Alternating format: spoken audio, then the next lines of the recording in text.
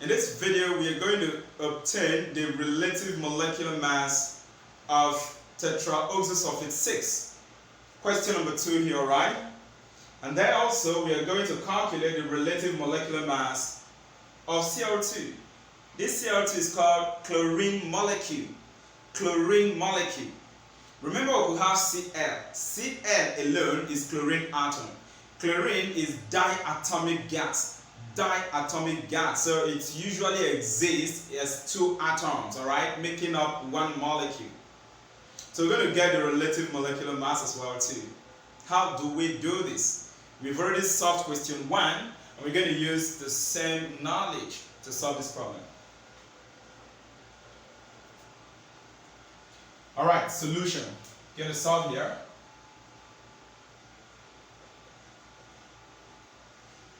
Number 2, what is the relative molecular mass of tetraoxosulfate 6 acid? Tetraoxosulfate 6 acid. We're given the relative atomic mass of the elements that made it up. Now, listen as I pronounce it again. Tetraoxosulfate 6 acid. Now, you heard something like oxo. That tetra is a Latin word for 4. Is a number, so it's not an atom, okay? The atoms you heard are oxo and sulfate. That sulfate is the same as sulfur. Okay, does that mean that we have only 2 elements in tetraoxosulfate 6 acid? The answer is no. Whenever you hear acid, it means there is hydrogen in it. Is that okay? There is hydrogen. So actually tetraoxosulfate 6 is hydrogen and the tetraoxosulfate ion. Remember the tetraoxosulfate ion, we've already treated something like that under valencies, you know, in our past classes. SO4, 2 minus. Of course, if it reacts with hydrogen, hydrogen is positive like this, you know, their valencies will interchange. So tetraoxosulfate 6 is H2SO4, tetraoxosulfate 6. You heard oxo, you heard sulfate, that is sulfur and oxygen. Now acid shows that there is hydrogen there. Take note of that because you are going to work on an assignment where you will determine the relative molecular mass of an acid known as trioxonitrates 5. And I wouldn't write the compound for you, I would not. Let's see how it goes. To calculate the relative molecular mass, we said you're going to multiply the relative atomic mass of each element by the number of atoms there are in the compound. Starting with hydrogen, relative atomic mass of one atom of hydrogen is 1. Then you multiply it by the atomicity. How many atoms is hydrogen in this acid? 2 atoms, you can see that. So I'll put it there.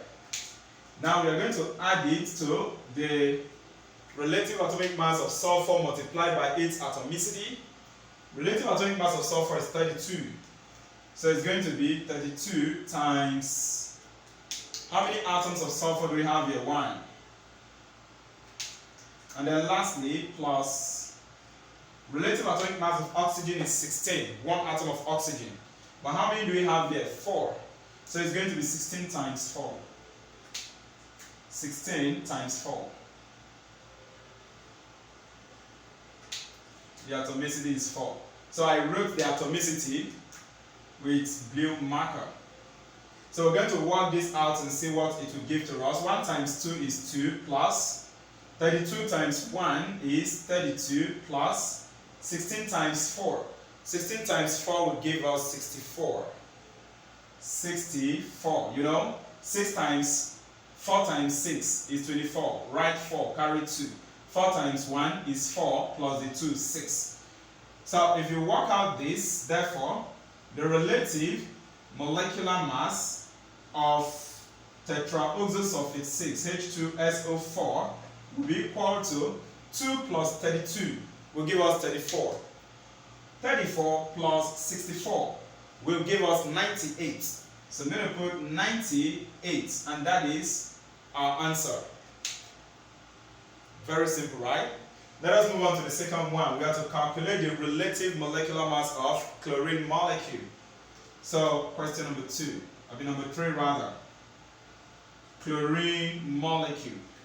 Relative molecular mass of chlorine molecule. What do? It's simply going to be relative atomic mass of one atom of chlorine, which is given here 35.5. Then how many atoms of chlorine do we have here? 2. So it's simply going to be 35.5. Then we will multiply it by 2 times 2.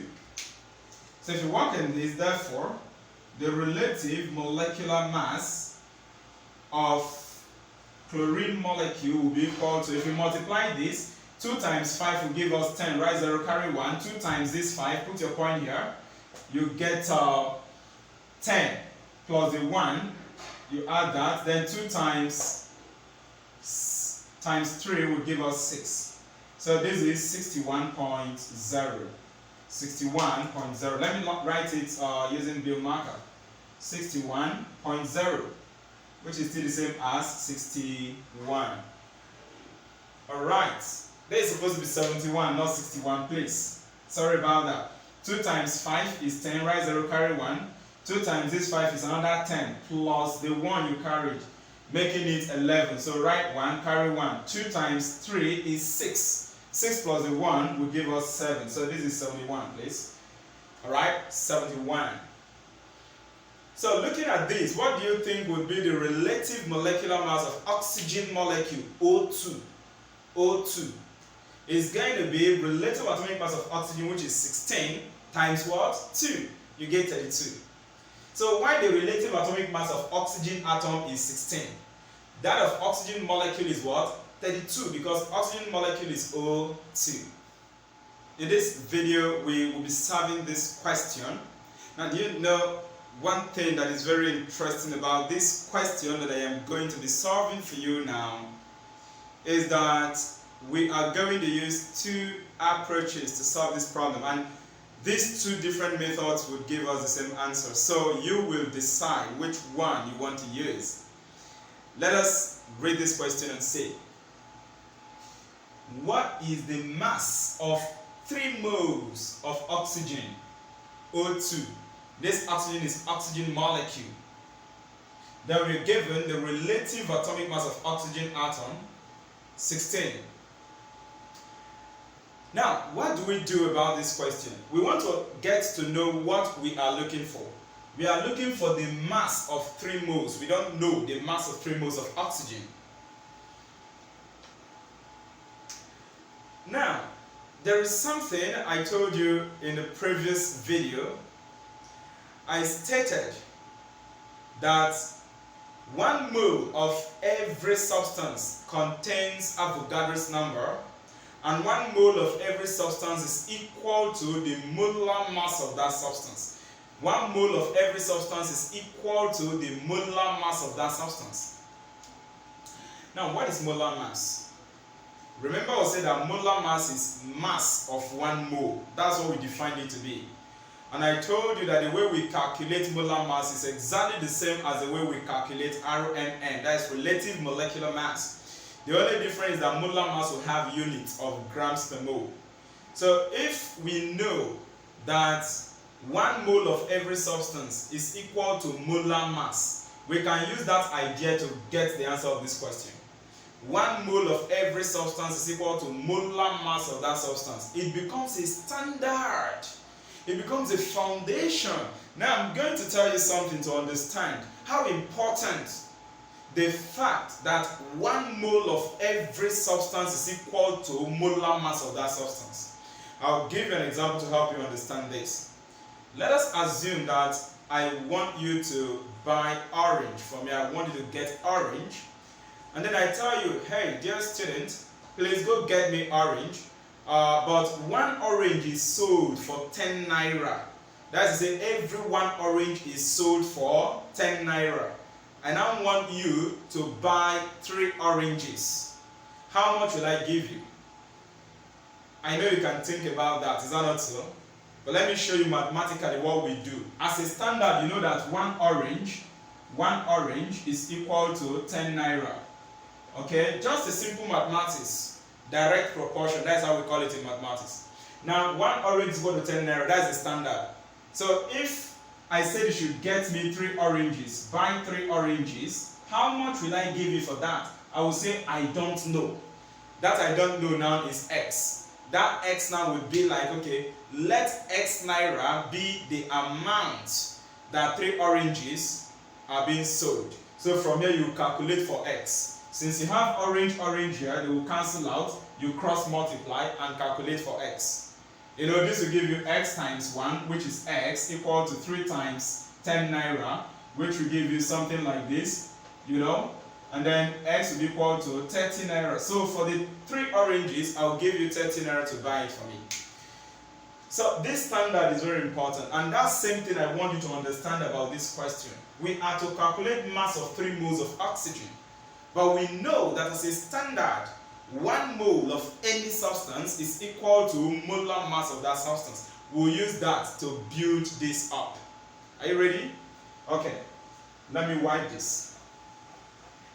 I will start by saying, here we're giving number of moles to be equal to 3. So I will say let mass of 3 moles of oxygen be equal to, I don't know. So I will say let it be equal to X. But as a standard, we know something. But we know that 1 mole of any substance is equal to molar mass of that substance. Molar mass of that substance. This is the standard. So what will I do? I will come here. What is the molar mass of this oxygen given to me? I'll say molar mass. I'm going to write molar mass of O2. Molar mass of O2 is equal to 16, the relative atomic mass, times 2. We've done that already, you know.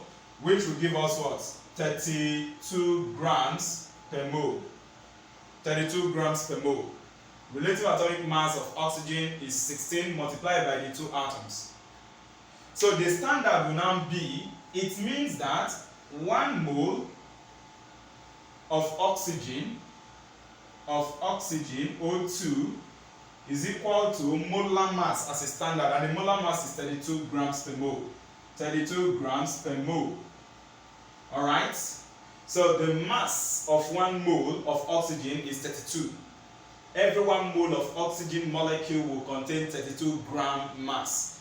Therefore, if I know that this is my standard, 3 moles now. Therefore, 3 moles of oxygen, O2, will be equal to I don't know. Remember, we say it should be equal to X.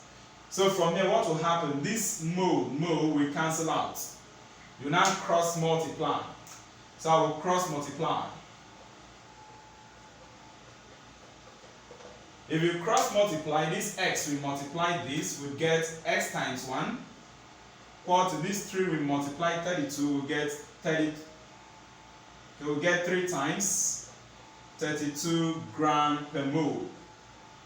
32 grams per mole. So if you solve this, the value of X will give you what? 96. Alright, 96 grams. 96 grams. If I like, I put the per mole. If I don't like, I'll leave it like that. Okay? So in conclusion, therefore, I can say that 3 moles of oxygen, 3 moles of oxygen is equal to mass of 96 grams. Is equal to 96 grams. Answer. This is one way I can solve it. Method 1. Now method 2, or I can use the formula directly. From the question, I know that the number of moles, small letter n, is equal to 3. 3 moles, that's what I know. And then they are asking me to find the mass of these 3 moles. I don't know. Small letter n, the mass, I don't know. But I know molar mass of oxygen, capital letter N. Molar mass of oxygen, this oxygen molecule, is 32. So I will now use this formula. N equal to mass over molar mass. if you use this formula, what does it mean? Let's substitute and now see what we would get. It implies that in place of n, I'll put 3. Mass, I don't know. I'll have n divided by molar mass, which is 32. Molar mass is here grams per mole. So from here you cross multiply, you know that. So that the mass will now give you 3 times 32. 3 times 32 will give us what? 96 grams. Answer. So it's the same as this. You can use the formula directly and get your answer. Is that okay? The choice is yours. I've put you through all the things you need. Next, we are going to solve a question again where we would work with moles and molar mass as well as Avogadro's number.